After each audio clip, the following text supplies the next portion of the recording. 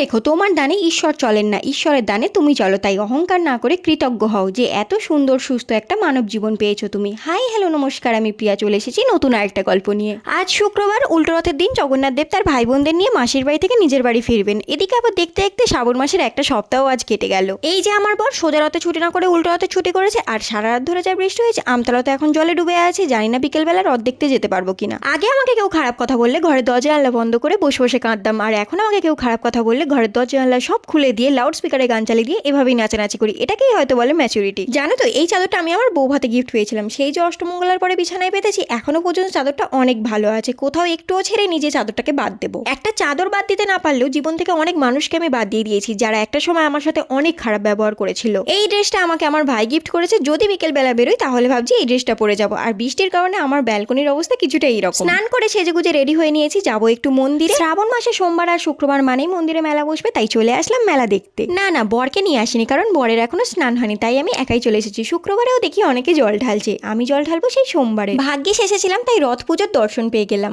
চলো এবার দেখাবো তোমাদের আজকে আসা একটা পার্সেলে আছে একটা শাড়ি। এর বাইরে যে প্যাকেজিংটা ছিল সেটা অনেক আগেই আমার বর খুলে দিয়েছে। আসলে এটা আমার শাড়ি নয়, এটা হচ্ছে আমার দিদির শাড়ি। দিদি এখানে থাকে না, থাকে হায়দ্রাবাদে। কিছুদিন পরেই বাড়ি আসবে, তাই আমার বাড়ির অ্যাড্রেসে শাড়িটাকে অর্ডার করে দিয়েছিল। শাড়িটার নাম তো তোমরা জানোই, মিরর মডেল সিল্ক শাড়ি। শাড়িটা ভীষণই একটা সুন্দর শাড়ি, আমার তো বেশ পছন্দ হয়েছে। তোমাদের কেমন লাগলো জানিও আমাকে।